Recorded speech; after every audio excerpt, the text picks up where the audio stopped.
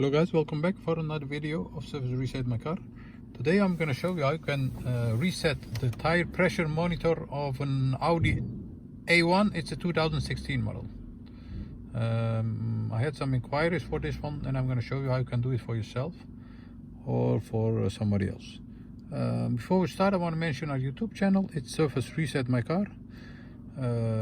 Give us a thumbs up if you like what I do for videos, and use the comment area to ask me questions or comments, and I'll get back to you as soon as possible.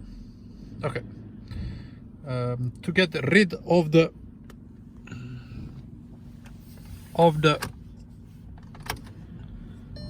indicator over here, the tire pressure indicator, we're gonna use this area to get rid of that indicator. Okay, first of all we have to get the menu appear over here.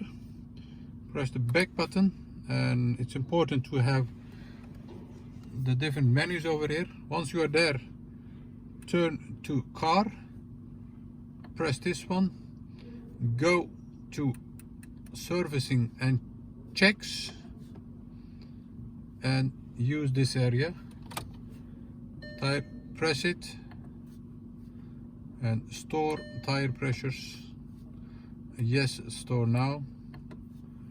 And once you have done this and your tire pressure is okay, the indicator on your dashboard must disappear. Okay, that was it for today. Thanks for watching. Hope to see you next time with another video. Bye bye.